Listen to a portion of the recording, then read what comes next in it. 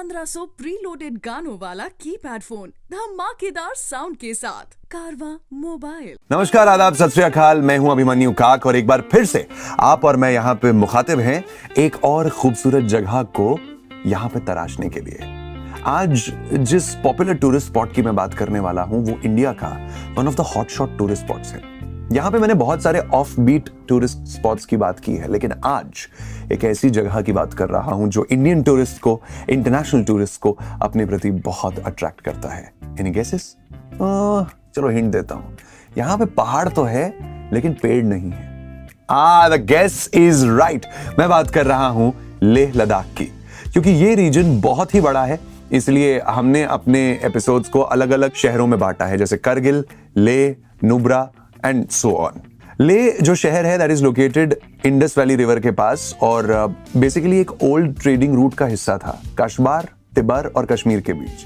यहाँ पे किसी जमाने में ट्रेड फ्लरिश करती थी, लेकिन ब्रिटिश रूल के दौरान यहाँ ट्रेड का काम बंद कर दिया गया और 1962 की इंडो चाइना वॉर के बाद बॉर्डर्स को सील कर दिया गया। इसके बाद से यहाँ ट्रेडिंग पोस्ट्स अबैंडन कर दिए गए। बहुत साल तक ये रीजन बाकी इंडिया से डिस्कनेक्टेड था, लेकिन 1974 में गवर्नमेंट ने लेह रीजन को टूरिज्म के लिए ओपन किया और अब ये इंडिया का एक फेवरेट टूरिस्ट स्पॉट बन गया है। स्पेशली कुछ मूवीज आने के बाद यहाँ की पैंगोंग लेक बहुत ज्यादा पॉपुलर हो गई है। ओरिजिनल लेह सिटी बहुत ही छोटी थी, लेकिन टूरिज्म बूम के बाद यहाँ कांस्टेंट कंस्ट्रक्शन है और ये सिटी दिन ब दिन बड़ी होती जा रही है। ओल्ड लेह सिटी में आज भी मिट्टी के घर बने हुए हैं, नैरो लेन्स हैं जो आपको यहाँ की हिस्ट्री में लेके चली जाएगी। लेह 11,500 फीट की ऊंचाई पे है। यहाँ पे कहीं भी और जाने से पहले आपको 2-3 दिन आराम से रहना चाहिए। लेह की सड़कों पे चलते ना तो वहां लिखा होता है don't try to be a gama in the land of lama. कहने का मतलब यहाँ पे अक्यूट माउंटेन सिकनेस हो सकती है, जिसे AMS कहा जाता है। AMS को लाइटली नहीं लेना चाहिए, क्योंकि इसमें आपकी हेल्थ काफी डिटीरियोरेट कर सकती है।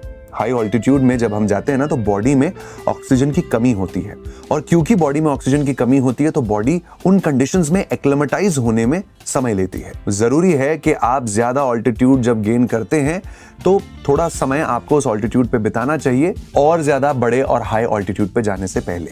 कुछ लोग आपको ये एडवाइस देंगे कि AMS से बचने के लिए आप कुछ मेडिसिन कंज्यूम करें, लेकिन मैं ये सजेस्ट करूंगा कि नेचुरल तरीके भी हैं AMS को ओवरकम करने के। एग्जाम्पल के तौर पे अगर आप ड्राइव करके हायर ऑल्टीट्यूड्स में जा रहे हैं तो बीच बीच में गाड़ी के विंडोज को नीचे कर लें। आपकी बॉडी जो है वो लेस ऑक्सीजन वाली इस एयर को एब्जॉर्ब करती है और धीरे धीरे इन कंडीशंस में एडजस्ट होने लगती है। ड्राइविंग या राइडिंग के समय काफी सारे ब्रेक्स लेना इंपॉर्टेंट है। AMS को ओवर करने का सबसे अच्छा टिप जो मुझे बहुत बेनिफिशियल लगा was to drink a lot of sea buckthorn juice. यहाँ पे जो ऑरेंज कलर के बेरीज ग्रो होते हैं ना हाई ऑल्टीट्यूड एरियाज में, they are rich in vitamin A, C, E and flavonoids. मुझे स्पीति वैली में एक लोकल ने ये ड्रिंक जो है वो पहली बार टेस्ट कराई थी और कहा था कि AMS ओवरकम करने में ये बहुत मदद करती है। उन्होंने कहा था कि सी बकथ्रॉन एक नेचुरल ब्लड थिनर का काम करता है। ब्लड थिन होने से उसकी ऑक्सीजन कैरिंग कैपेसिटी बढ़ जाती है। इसके साथ साथ आपको ये इंश्योर करना होगा कि हाई ऑल्टीट्यूड्स में आप पानी अच्छे से कंज्यूम करें और अल्कोहल, स्मोकिंग और कॉफी से एकदम दूर रहे। AMS की सबसे इंटरेस्टिंग बात यह है कि ये आपको हिट करेगा लेकिन आपको पता ही नहीं चलेगा। हर कोई डिफरेंट रिएक्ट करता है AMS में। किसी को हेडेक हो सकता है, किसी की हेल्थ बहुत ज्यादा खराब हो सकती है, so you have to be very very careful. कुछ प्रिकॉशंस हैं, ले लीजिए, AMS अवॉइड हो जाएगा। बहुत सारे लोग बिना फिक्र के इन हाई ऑल्टीट्यूड एरियाज में ट्रैवल करते हैं और उनकी बाद में हेल्थ खराब होती है। I remember my time. Leh में तो कुछ नहीं हुआ, लेकिन जब वापस आया ना अपने घर तो उसके बाद अगले 10 दिन तक एंटीबायोटिक्स खानी पड़ी थी। बाय रोड लेह रीच करने के 3 रास्ते हैं, वाया मनाली, वाया श्रीनगर और वाया स्पीति वैली। इनमें से कॉमनली यूज्ड जो रूट है वो है मनाली का। दोनों ही रूट्स स्पेक्टेक्युलर है। अगर आप पहली बार हाई ऑल्टीट्यूड्स पे जा रहे हैं तो मैं सजेस्ट करूंगा कि आप श्रीनगर वाला रूट लें, because I took the same route. Altitude gradually increase होता है, AMS के चांसेस कम हो जाते हैं और श्रीनगर से लेह का जो डिस्टेंस है दैट्स 434 किलोमीटर्स। और इस जर्नी में लोग जनरली एक दिन का ब्रेक लेके करगिल में स्टे करते ही करते हैं। ये रूट मनाली रूट से इसलिए बेहतर है क्योंकि जून से लेके अक्टूबर तक ये रूट ओपन रहता है। मनाली से लेह का रूट इज रफली 473 किलोमीटर्स। लंबा रूट है, लेकिन ये रूट है टूरिस्ट का रूट। यहाँ ट्रैफिक भी ज्यादा होता है, भीड़ भी हर जगह होती है। नॉर्मली लोग इस जर्नी में एक ब्रेक लेते हैं या तो जिस्पा में या कैलोंग में। मनाली से आप सडन ऑल्टीट्यूड गेन करते हैं जब आप रोहतांग पास क्रॉस करते हैं और यहाँ पे एएमएस के चांसेस इंक्रीज हो जाते हैं। ये रूट ओपन रहता है जुलाई से सितंबर तक। रोहतांग पास को क्रॉस करने के लिए आपको मनाली से परमिट्स मिलेंगे। पास के डेली लिमिट्स होते हैं व्हीकल मूवमेंट के, और अगर आप चांस अपना मिस कर देते हैं तो आप अगले दिन ही ट्रैवल कर पाएंगे। मनाली और श्रीनगर से आप बस शेयर टैक्सीज में भी ट्रैवल कर सकते हैं लेह सिटी तक। Easiest option to reach Leh, I will suggest, is by plane. थोड़ा कॉस्टली है, लेकिन लेह का जो डोमेस्टिक एयरपोर्ट है पूरा साल ओपन रहता है, इवन ड्यूरिंग विंटर्स। दिल्ली से आपको फ्लाइट मिलेगी लेह सिटी तक, और कुछ फ्लाइट्स चलती हैं श्रीनगर और जम्मू एयरपोर्ट से भी। कुशोक बकुला रिनपोची एयरपोर्ट सिर्फ 3 किलोमीटर दूर है लेह सिटी से, और एयरपोर्ट के बाहर से ही आपको टैक्सीज मिल जाएंगी। मोस्टली सारे अच्छे होटल्स सिटी मार्केट्स या लेह के सबर्ब्स में ही लोकेटेड है। Taxi connectivity is really good. अगर आप फ्लाई करके लेह लद्दाख पहुंच रहे हैं देन 1-2 दिन कुछ ना करें, ड्रिंक लॉट्स ऑफ वाटर और ज्यादा वॉक ना करें, क्योंकि आपको एएमएस हो सकता है। 1-2 दिन रहेंगे, बॉडी लो ऑक्सीजन में एडजस्ट होएगी, बीमार पड़ने का जो रिस्क है वो कम हो जाएगा। चलिए अब डिस्कस करते हैं best time to visit Leh. April से स्टार्ट होता है लेह का टूरिस्ट सीजन, और इस time restaurants, home stage, hotels full swing में ऑपरेट करते हैं। मई का सेकेंड वीक जुजिला पास भी ओपन होता है, और श्रीनगर साइड के टूरिस्ट बाय रोड लेह की तरफ जब ट्रैवल करते हैं तो यहीं से करते हैं। लेट अप्रैल में पैंगोंग लेक और सुमोरिरी लेक का आइस मेल्ट हो जाता है, और फिर इनके क्रिस्टल क्लियर ब्लू पानी को आप देख सकते हैं, निहार सकते हैं, घंटों तक देख सकते हैं, because it is really really beautiful. Mid मई से जुलाई में श्रीनगर लेह हाईवे ओपन होता है, और ग्राउंड ट्रैवलर्स लेह का ट्रैवल प्लान करते हैं। हाउएवर पासेस खुलने के 7 से 10 दिन तक ट्रैवल अवॉइड करें, क्योंकि यहां पर रोड बहुत ज्यादा स्लशी होती है और अक्सर लंबे ट्रैफिक जैम्स लगते हैं। अगस्त से मिड सितंबर में monsoons are in full swing, rivers overflow हो जाती हैं, और इस टाइम बाय रोड ट्रैवल करना can be very very risky. मगर जुजिला पास के बाद का एरिया एक रेन शैडो एरिया है, मतलब यहां ज्यादा बारिश नहीं होती, रोड की कंडीशंस नॉर्मल होते हैं। फिर मिड सितंबर से मिड अक्टूबर में वेदर बहुत क्लियर मिलेगा, और बहुत अच्छा टाइम है ये लेह विजिट करने का। मॉनसून्स खत्म होने के बाद रिवर्स में पानी जो है वो रिसीड करता है और टेम्परेचर ड्रॉप होने लगता है। पर इस टाइम में यहाँ रेड द हिमालयाज एक of road racing event conduct किया जाता है, और इस वजह से ट्रैवलर्स को काफी परेशानी होती है। मिड अक्टूबर से मिड नवंबर में विंटर्स बस शुरू होने लगते हैं, वेदर एकदम ठंडा होने लगता है, और यहाँ पर वो लोकेशंस जो 14,000 फीट के ऊपर है एक्सपीरियंस करते हैं सब जीरो टेम्परेचर्स। बोल रहा हूँ, मुझे ठंड लग रही है बहुत ज्यादा। टूरिस्ट इस टाइम रिटर्न जर्नी के लिए लेह से रवाना हो जाते हैं। फिर मिड नवंबर से मार्च होता है पीक विंटर्स का टाइम। ये पूरा रीजन स्नो क्लैड हो जाता है with very very cold temperature. Pangong Tso और नुब्रा वैली इनके रोड्स ओपन होते हैं। यहाँ पासेस में कब स्नोफॉल होगी कुछ प्रिडिक्ट नहीं किया जा सकता, कभी भी कुछ भी हो सकता है, hence it is risky to travel. Mid जनवरी से मिड मार्च में ट्रैकर्स के लिए यहाँ फेमस चिड़ा ट्रैक है, जो यहाँ आते हैं और जंस्कार रिवर के फ्रोजन सरफेस पे हाइकिंग करते हैं। इस टाइम ले रीजन में ट्रैवल करना I suggest, if you are not a pro, avoid करें। लेट्स सी यहाँ पे देखने के लिए क्या है। वैसे तो ले सिटी में देखने के लिए कुछ खास नहीं है, लेकिन आसपास के रीजन्स में काफी सारे टूरिस्ट स्पॉट्स हैं। अगर आप श्रीनगर से ले बाय रोड आते हैं तो सबसे पहले पॉइंट ऑफ इंटरेस्ट है मैग्नेटिक हिल। तो इसकी 3 थ्योरीज हैं टू एक्सप्लेन कि यहां कभी कभी गाड़ियां अपने आप क्यों मूव होती हैं। लद्दाख रीजन के विलेजर्स का बिलीफ है कि एक जमाने में ये रोड जाती थी हेवन को, और इसीलिए जो हेवन को जाने के लायक है उसकी गाड़ी ऑटोमेटिकली पुल होती है। ये स्टोरी मैंने एक लोकल से सुनी थी। इसके बाद एक और एक्सप्लेनेशन सुनी। ये भी बिलीव किया जाता है कि यहाँ के हिल्स से मैग्नेटिक फोर्स निकलती है जो उसके रेंज में आने वाले व्हीकल्स को अपनी तरफ पुल करती है। और लास्टली ये माना जाता है कि कोई मैग्नेटिक फोर्स नहीं है, ये रोड एक माइनर स्लोप पे लोकेटेड है, जिसके कारण गाड़ियां अपने आप मूव होती हैं। लेकिन जब मैं यहाँ पे गया, ऑनेस्टली स्पीकिंग, मैं एक 2 व्हीलर पे था, बाइक पे था, और मैंने बाइक बंद की and actually my bike drove on that road बिना इंजन स्टार्ट किए 40 से 50 की स्पीड पे। So the pull was so strong.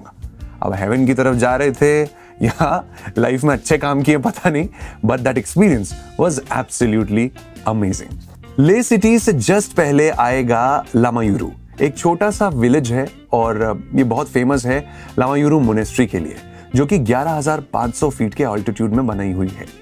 Lamayuru monastery Ladakh reason की लार्जेस्ट एंड ओल्डेस्ट गोम्पास में से एक है और यहाँ 150 मॉन्क्स सेटल्ड हैं। लेह के जैसा ही ये एक हाई ऑल्टीट्यूड डेजर्ट एरिया है और बहुत कम ग्रीनरी है यहाँ देखने को। ब्राउन डस्टी हिल्स में व्हाइट हाउसेस स्टैंड आउट करते हैं। यहाँ पे विलेजेस को स्पॉट करना इज वेरी इजी।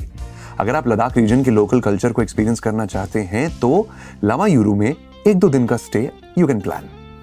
यहाँ के होम स्टेज बहुत ही इनएक्सपेंसिव है और लोकल्स के साथ रहकर उनके कल्चर्स को एक्सपीरियंस करने का एक बेहतरीन चांस मिलता है। अगर आप ले सिटी से ट्रैवल कर रहे हैं तो लामायूरू की टैक्सीज मिलेंगी और टोटल 1 वे जर्नी टाइम होगा 4 घंटे का। नेक्स्ट है थिक्शी। थिक्शी का सबसे फेमस लैंडमार्क है थिक्शी मोनेस्ट्री, जो सेंट्रल लद्दाख की सबसे बड़ी मोनेस्ट्री है। हिल के ऊपर लोकेटेड है गिलुपा सेक्ट की मोनेस्ट्री। यहाँ पे कम से कम 120 मॉन्क्स रिसाइड करते हैं। इस मोनेस्ट्री को मिनी पोटाला ऑफ इंडिया के नाम से भी जाना जाता है, क्योंकि ये रिजेंबल करती है तिब्बत की पोटाला पैलेस को। मोनेस्ट्री के सेंटर में 40 फुट का बुद्धा जी का स्टैच्यू है और ऊपर से आपको नीचे बहते शे, स्टोक, माथो मोनेस्ट्रीज और इंडस वैली के नजारे दिखेंगे। इस मोनेस्ट्री के नाम के पीछे एक बहुत ही इंटरेस्टिंग स्टोरी है। एक मॉन्क और उनके डिसाइपल यहाँ पर प्रेयर करने के लिए आए थे और उनके रिचुअल का हिस्सा था एक केक। सडनली एक कौवा आया, उसने केक को चुरा लिया और उड़ गया। बहुत देर सर्च करने के बाद वो केक मिला एक पहाड़ी के ऊपर और केक इंटैक्ट था विदाउट एनी डैमेज। उन्होंने ये माना कि एक ऑस्पिशियस साइन है और यहाँ मोनेस्ट्री बनाने का निर्णय लिया। इस मोनेस्ट्री का नाम रखा थिकशे, जिसका इंग्लिश में ट्रांसलेशन होता है इन परफेक्ट ऑर्डर। ले से 200 किलोमीटर्स की दूरी पे है Tso Moriri lake, which is similar to Pangong. इसके नाम का लिटरल ट्रांसलेशन है माउंटेन लेक। चिंगथांग प्लेट्यू में लोकेटेड इस लेक का ऑल्टीट्यूड है 14,800 फीट। ये इंडिया की हाई ऑल्टीट्यूड लेक है, in fact largest high altitude lake है। लेक में पानी आता है छोटे छोटे स्प्रिंग से, जो पास के माउंटेन से स्टार्ट होती हैं। ले से यहां तक के roads are in a very good condition और पैंगोंग से भी आप चिंगथांग रीजन ट्रैवल कर सकते हैं। पैंगोंग त्सो से सोमोरिरी लेक के रास्ते में आता है मनमेराक। यहां पर फॉरेन नेशनल्स बिल्कुल अलाउड नहीं। पैंगोंग से सोमोरिरी का डिस्टेंस है 240 किलोमीटर्स और अभी तक यहां पे कोई पेट्रोल बंक नहीं खुला है। सोमोरिरी लेक के पास कुछ कैंप साइट्स हैं और होम स्टेज हैं, पर ज्यादा ऑप्शंस नहीं है और पीक सीजन में ये सब कुछ बुक्ड होता है। Do remember that Pangong Tso, Changthang, Manmerak और सोमोरिरी जैसे एरियाज में ट्रैवल करने के लिए परमिट्स लगते हैं, जो आपको ले सिटी से ही मिलेंगे। परमिट्स के 8 से 10 ऑप्शंस होंगे डेस्टिनेशंस के और आपको जहां भी जाना है उसके रूट के हिसाब से आप अप्रोप्रिएट ऑप्शन सिलेक्ट कर सकते हैं। अगर आप सही ऑप्शंस सिलेक्ट नहीं कर पा रहे, then you will not be able to travel. In fact you will not be allowed only. Sadly मैं ये एक्सपीरियंस कर चुका हूं। मुझे पैंगोंग से सोमोरिरी जाना था, पर मैंने मनमेराक का ऑप्शन सिलेक्ट ही नहीं किया था। It was very very disheartening for me. आखिरी डेस्टिनेशन है फेमस पैंगोंग लेक, जो ले सिटी से 275 किलोमीटर की दूरी पर स्थित है। 14,270 फीट पे लोकेटेड ये नेचुरल ब्यूटी में अबंडेंट है। ये ले रीजन में आने वाले हर टूरिस्ट को अपनी तरफ खींच ही लेती है। इंटरेस्टिंगली ये लेक एक फ्रेश वाटर लेक नहीं, पर सेलाइन लेक है और विंटर्स में दिस गेट्स कंप्लीटली फ्रीज्ड। ले से पैंगोंग का रास्ता कवर होता है 5 से 6 घंटे में। यहाँ के रोड्स में ऑफ रोड पैचेस ज्यादा हैं। मई से सितंबर में ओपन होने वाली इस लेक में भी आपको परमिट यूज करना पड़ेगा, क्योंकि ये सिनो Indian line of actual control के पास लोकेटेड है। यहाँ पे शूट करी गई कुछ फेमस मूवीज है और हमने मूवीज में इस लेक को कई बार देखा है। पैंगोंग लेक को अच्छी तरह से एंजॉय करने के लिए आप यहाँ के टेंटेड अकोमोडेशंस में एक अकोमोडेशन रेंट पे ले सकते हैं and then you can easily explore. Unfortunately Leh में टूरिज्म इतना बढ़ गया है कि रेस्टोरेंट्स इंडियन क्यूजीन ही सर्व करते हैं। बहुत ही कम restaurants authentic Ladakhi cuisine serve करना चाहते हैं। मैंने आपको सी बकथ्रॉन के बारे में बताया था ना, और ये जूस आपको ले सिटी में आसानी से मिल जाएंगे। ये जूस नॉर्मल कंजम्पशन के लिए बहुत टेस्टी है and you should definitely try some. Churpi भी एक ट्रेडिशनल डिश है जो मिल्क से बनती है।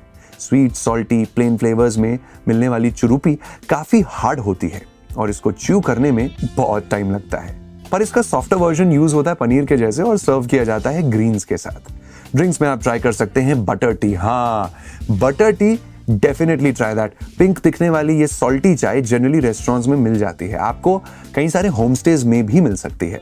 मोमोज और थुपका के बारे में तो आपको पता ही होगा और ये हर रेस्टोरेंट में अवेलेबल है। From my side that's it about Leh. It's a beautiful place to go, but यहाँ समय लेके जाएं, 8 से 10 दिन बना के जाएं, क्योंकि अगर 8 से 10 दिन लेकर नहीं गए तो जल्दबाजी में यहाँ आप एंजॉय नहीं कर पाएंगे। अगले एपिसोड में फिर होगी मुलाकात। You take care of yourself, keep smiling and keep travelling.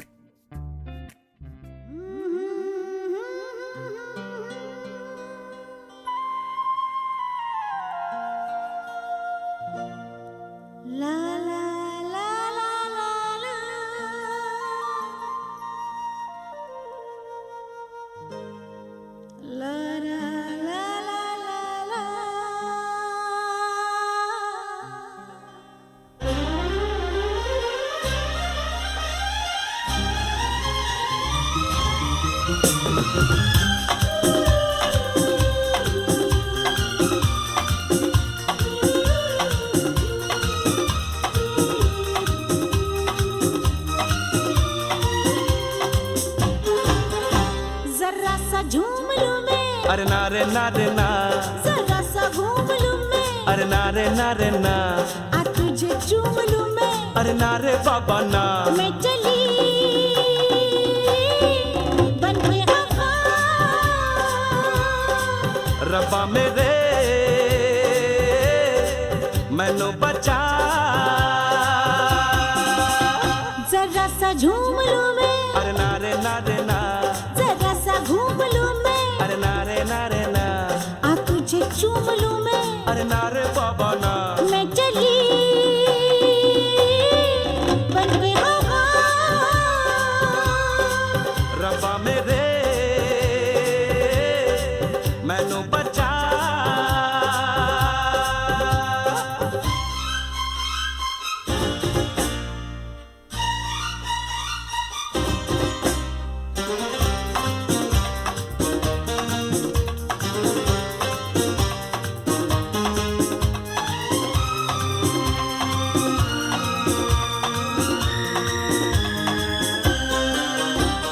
मौसम ये बेईमान, मस्ती का ये समा, रोको ओ लोगो ज़मीन पे, गिरने लगा आसमां, ठुमक ठुमक के झूलूंगी, मैं उड़ के गगन को छू लूंगी, मैं चली बन के हवा, रब्बा मेरे मैनू बचा। जरा सा झूम लूं मैं, अरे ना रे ना रे ना, जरा सा घूम लूं मैं, अरे ना रे ना रे ना, आ तुझे चूम लूं मैं, अरे ना रे बाबा ना।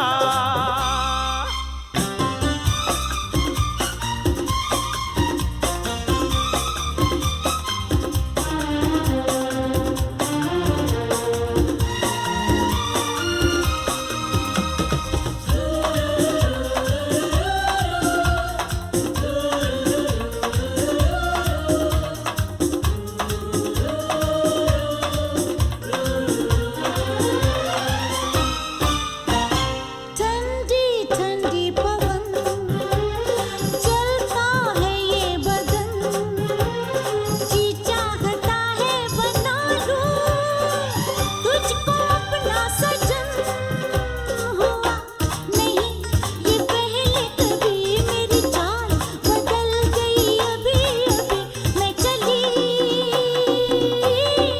बन के हवा, रब्बा मेरे मैनू बचा।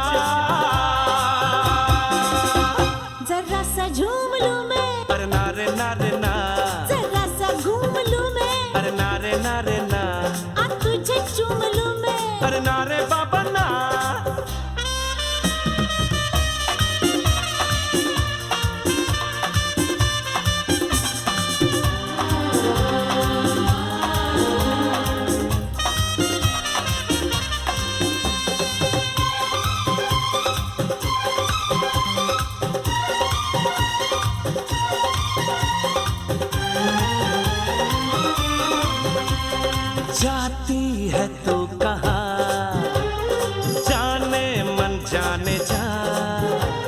लड़की है तू खूबसूरत, लड़का मैं नौजवान, तुझे गले लगा लूं आ, पलकों में बिठा लूं आ, हो गया मुझे नशा। रब्बा मेरे मैनू बचा, जरा सा झूम लूं मैं, नारे नारे ना, जरा सा घूम लूं मैं, नारे नारे ना, आ तुझे झूम लूं